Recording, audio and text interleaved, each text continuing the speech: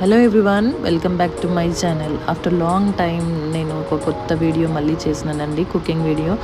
అది వచ్చేసి Apollo fish curry పులుసుతో పాటు కర్రీ కూడా. సో ఇది ఎలా ప్రిపేర్ చేసుకోవాలో చూసుకుందాం, చాలా టేస్టీగా.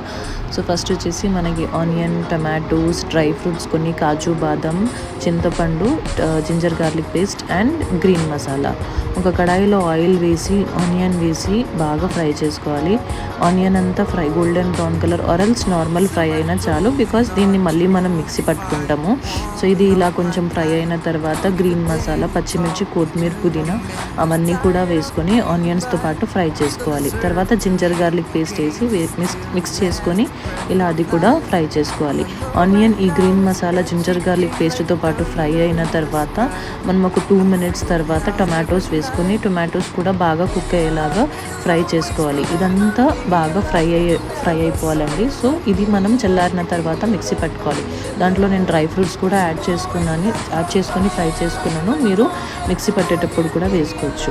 ఇది పక్కన పెట్టేసి ఫిష్ని మ్యారినేట్ చేసుకుందాము. కారం, ఉప్పు, పసుపు, ginger garlic paste and fish masala, కొంచెం ధనియా పౌడర్ వేసి బాగా కలుపుకొని మ్యారినేట్ చేసుకొని పక్కన పెట్టుకున్నాను ఒక 1/2 hour అంతవరకు. సో అప్పటి వరకు నేను ఈ మసాలా చల్లారిపోయిన తర్వాత దీన్ని మిక్సీ పట్టుకొని దీన్ని కూడా పక్కన పెట్టుకోవాలి. తర్వాత మళ్ళీ కడాయిలో ఆయిల్ వేసి గరం మసాలా వేసి మనం మిక్సీ పట్టుకున్న మసాలా మొత్తం దాంట్లో యాడ్ చేసుకొని బాగా మిక్స్ చేసుకోవాలి.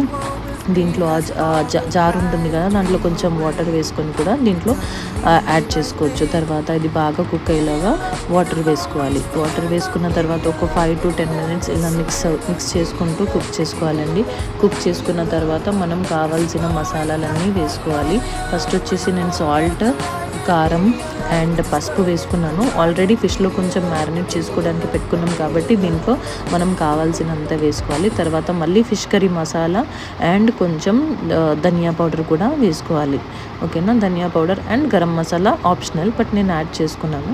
గరం మసాలా, ధనియా పౌడర్ అన్నీ వేసి మసాలా అంతా బాగా మిక్స్ అయ్యేంత వరకు కుక్ చేసుకోవాలి. అది కుక్ అయిన తర్వాత మనం మ్యారినేట్ చేసుకొని పెట్టుకున్న ఫిషెస్ దాంట్లో వదిలేసుకోవాలి. నేను తీసుకున్నది అపోలో ఫిష్.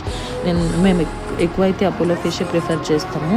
సో దాంట్లో మళ్ళీ కొంచెం ఆ బౌల్ వాష్ చేసి వాటర్ కూడా దాంట్లో వేసేసినాను. తర్వాత ఒక లిడ్ పెట్టేసి అది ఒక 10 to 15 minutes వరకు బాగా కుక్ అయ్యేలాగా చూసుకోవాలి. ఇలా కుక్ అయిన తర్వాత మనం ఫిష్ ఉడికిందో లేదో బాగా చూసుకోవాలి. తర్వాత ఈ అపోలో ఫిష్లో ముళ్ళులు ఉండవు కాబట్టి మెల్లమెల్లగా ఫ్లిప్ చేసుకు ఉండాలి. తర్వాత మనం చింతపండు పులుసు వచ్చేసి దాంట్లో వేసుకొని అది కూడా బాగా మిక్స్ చేసుకొని మెల్లగా మిక్స్ చేసుకోవాలండి. మిక్స్ చేసుకున్నప్పుడు మనం జాగ్రత్తగా ఉండాలి, బికాస్ పీసెస్ విరిగిపోతాయి. తర్వాత ఒక 5 to 10 minutes కుక్ చేసుకొని పైన నుంచి కొత్తిమీరతో గార్నిష్ చేస్తే కర్రీ రెడీ అయిపోతుంది.